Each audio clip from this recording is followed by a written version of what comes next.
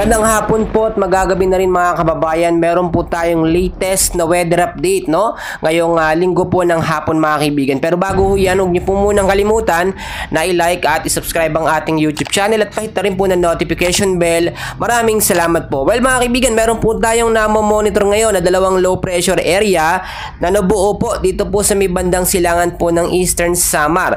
Kaninang umaga pa po yan mga kaibigan, pero hindi naman po ito nakikitaan ng development para maging isang tropical depression or mahinang bagyo. Ito po nga nasa loob ng ating mga kaibigan, no? Kung i-check nyo po mismo sa zoom.earth, no, at sa ilang mga radar apps natin ay nasa loob po ito dito sa may bandang east of Bicol region. And as of now 496 kilometers ang kanyang layo mga kaibigan.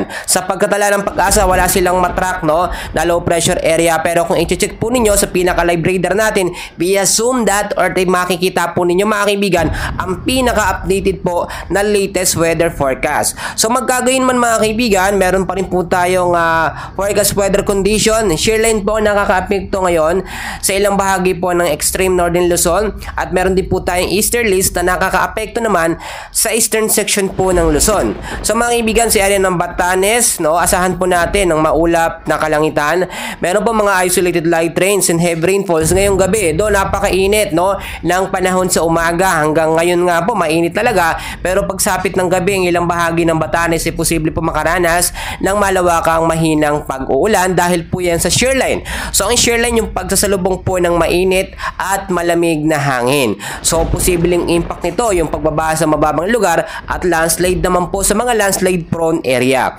Sa area naman po ng Cagayan, Isabela, kasama na pong Aurora at Quezon, asahan natin ang posibleng maulap na kalangitan ngayong hapon.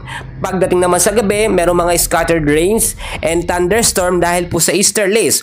Easterlies yung mainit na hangin na nanggagaling po sa karagatang Pasipiko. Samantalang si area ng Bicol region, the rest po ng Cagayan Valley, weather condition po natin dyan, maulap din na kalangitan ang posibleng maranasan, no? Ngayong hapon. Sa gabi naman, merong mga mahina hanggang sa posibleng malakas sa pag-uulan dahil din po o dahil pa rin sa easterlies.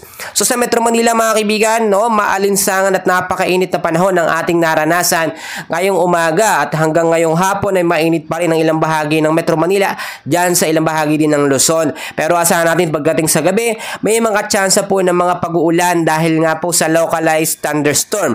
So wala naman pong pinipiling panahon mga kaibigan ng localized thunderstorm, no? Minsan tumatagal yung pag-uulan nito, pinakamatagal hanggang sa 2 oras. So mas maganda na nakahanda na tayo mga kaibigan sa anumang banta ng panahon.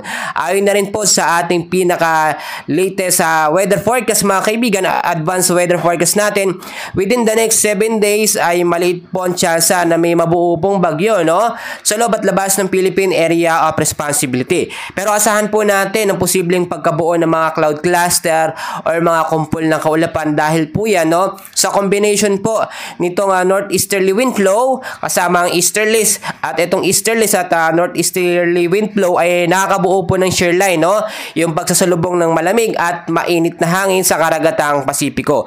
So yun lamang pong update natin sa lagay ng panahon. Huwag niyo pong kalimutan na i-like at subscribe